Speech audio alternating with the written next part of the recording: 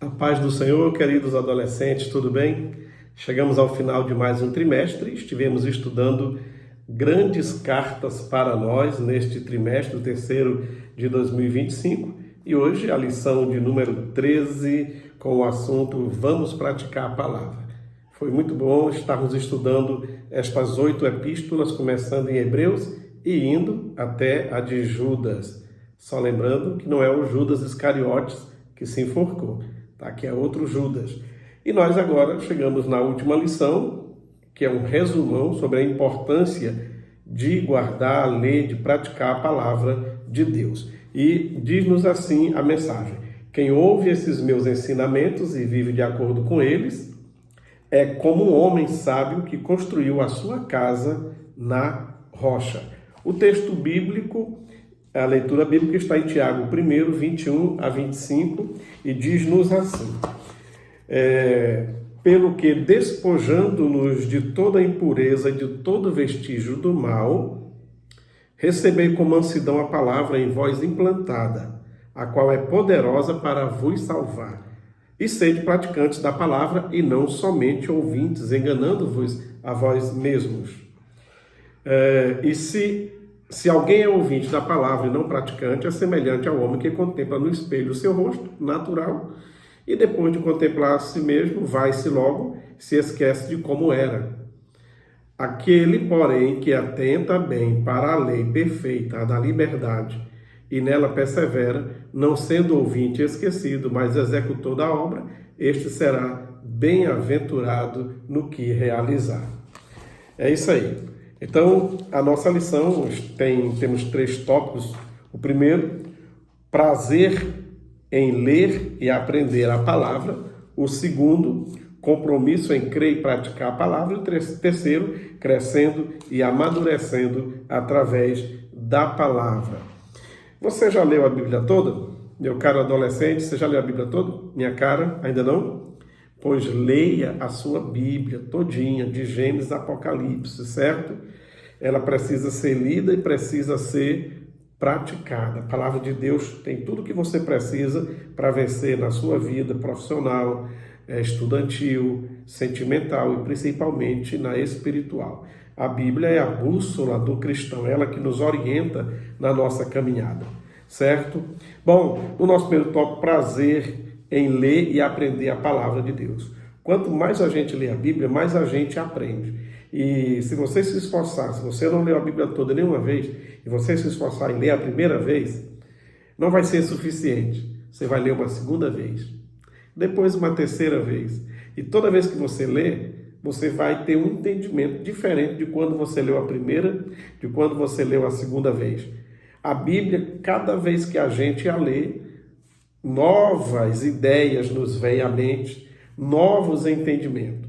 A Bíblia é uma fonte inesgotável e por isso, quanto mais a gente lê, mais temos prazer em ler a palavra, como diz no Salmo 1, aquele que, o varão, que não anda segundo o conselho dos ímpios, etc e tal, tem o seu prazer na lei do Senhor e nessa lei medita de dia e de noite. Olha, diz aqui: o que muitos ignoram por desconhecimento ou preconceito é que Deus revelou sua vontade através da Bíblia Sagrada, especialmente por meio de Jesus Cristo. Tudo que você e eu sabemos sobre Deus foi o que Ele mesmo revelou. E aonde Ele revelou? Na sua palavra, na Bíblia Sagrada. A Bíblia fala da graça de Deus, do amor de Deus, da ira de Deus, do perdão de Deus, da criação de Deus, certo? Tudo o que nós entendemos e sabemos sobre Deus é o que já está revelado aqui na sua palavra. A Bíblia não é uma relíquia do passado a ser confinada em um museu. Ela é lâmpada para guiar os seus passos e luz que ilumina o seu caminho, como diz no Salmo 119 e o versículo 105. Então tenha prazer na lei do Senhor, como já mencionei, Salmo 1 e versículo 2. Pois é por meio dela que Deus nos instrui, nos alimenta, nos encoraja, fortalece e vivifica. Então, dedique o seu tempo para ler e compreender as Sagradas Escrituras. Vai ser uma bênção para a sua vida. E digo novamente, leia a Bíblia toda, certo? Ler não é somente decodificar símbolos, as letrinhas. O que é decodificar? Decodificar é você saber o fonema de cada letra. Por exemplo, a palavra prazer. Você pega o P, o R, o A, o Z, o E e o R. Você decodifica e forma a palavra prazer, certo? Porém, se você simplesmente ler a palavra prazer, como está aqui, prazer em ler e aprender a palavra. Qual o significado de prazer? Você sabendo o significado, quando você lê a frase prazer em ler e aprender a palavra, você vai ter um entendimento melhor. Então, ler não é só decodificar, é saber o que significa, certo? E procure melhorar a leitura para ler mais rápido. Pessoas que leem devagar demais, leem muito lento, têm dificuldade de assimilar o que está escrito. Pois quando lê, digamos, uma página, ao chegar no final da página, já esqueceu o começo da página. A mente não consegue guardar quem lê devagar demais. Então, melhore a sua leitura para ler mais rápido. Pessoas que leem mais rápido, guardam mais. É o contrário, né? Muita gente pensa, não, quem lê devagarzinho aprende... Não. Procure melhorar na sua leitura para ler o mais rápido possível, tá? Segundo, compromisso em crer e praticar a palavra. Terminando o Sermão da Montanha, Jesus comparou seus ouvintes a dois tipos de pessoas, o sábio e o sem juízo. Está em Mateus 7, 24 a 27. Nesse texto, a sabedoria ou a tolice estão ligados à forma como esses homens respondem ao ensino do mestre. Não adianta, a pessoa pode ter anel de doutorado, ter diploma, PhD nisso ou naquilo. Se ele rejeita a palavra de Deus, se ele não compreende a palavra de Deus, ele não é sábio, ele é um sem juízo. Tem muito conhecimento, mas não tem sabedoria, porque a verdadeira sabedoria vem de Deus. E a Bíblia abre a nossa mente para ter entendimento de muitas coisas na nossa vida, certo? Por isso, quem lê a Bíblia adquire coração mais sábio. Todo cristão, além de aplicado leitor, precisa ser um praticante da palavra de Deus. Não adianta só você ler, não adulterarás, não matarás, não dê falso testemunho e não guardar, e não praticar. Não adianta, certo? Por isso, além de ser um aplicado leitor, você e eu devemos ser praticantes da palavra de Deus. Seja praticante, se sinta encorajado pelas palavras de Paulo que diz: ponham em prática o que vocês receberam e aprenderam de mim, tanto com as minhas palavras como com as minhas ações. Filipenses 4 e 9, ok? Muito bem, então Deus revelou a sua vontade através da Bíblia Sagrada e muita gente fica perguntando: meu Deus, e agora? Senhor, eu queria saber qual é a tua vontade para a minha vida, qual é a tua vontade? Está na Bíblia. Está na Bíblia. Meu Deus, o que o Senhor quer que eu faça? Está na Bíblia. Ele já dizendo: ide pregar e fazer discípulos de todas as nações, sede santo porque eu sou santo, fugir das más companhias, da aparência do mal.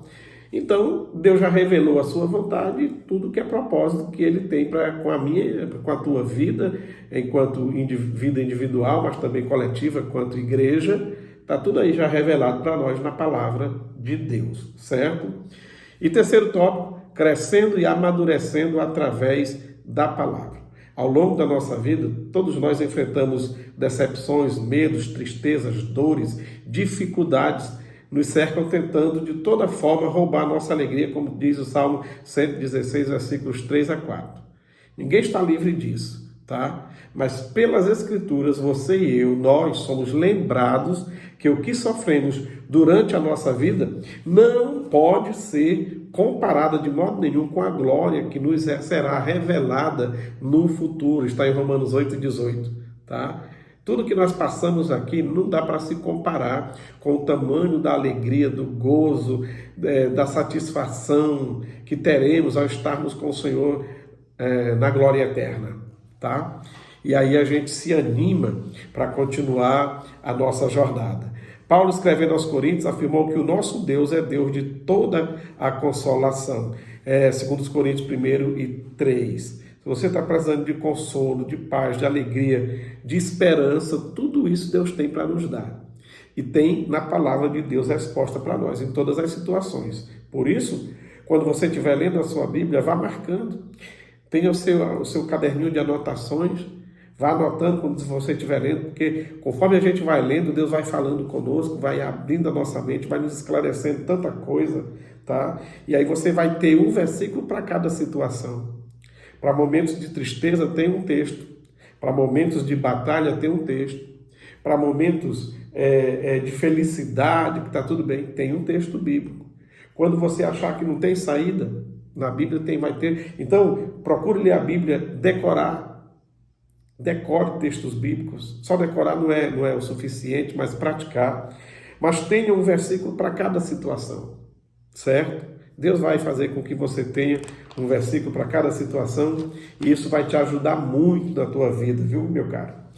Muito bem, Paulo sabia que os sofrimentos que ele suportava eram, na verdade, leves e momentâneos em comparação, olha só, em comparação com a duração do tempo em que ele desfrutaria da presença de Deus, uma glória enorme e eterna, muito maior do que o sofrimento, como está em 2 Coríntios 4, 17 e 18. Você está enfrentando prova? Você está tendo dificuldade? Está passando por algum momento aí na sua vida que tem te causado tristeza? Você dá vontade de se recolher, ir para o fundo da caverna, se trancar no quarto, não atender ninguém? Saiba que tudo isso que você pode estar passando, Paulo diz que isso é uma leve e momentânea aflição, comparada com a eternidade sem fim na presença de Deus. E quando nos lembramos que tudo aqui vai terminar, as dores, os sofrimentos, e estaremos eternamente com o Senhor, desfrutando de plena paz e santo gozo, aí nós temos ânimo para continuar a nossa jornada. Então, seja um ouvinte praticante da palavra de Deus. Você e eu precisamos, ok? Olha só, essas 4 coisinhas. Ler a palavra. Aprender a palavra. Terceiro, crer na palavra. E quarto, praticar a palavra.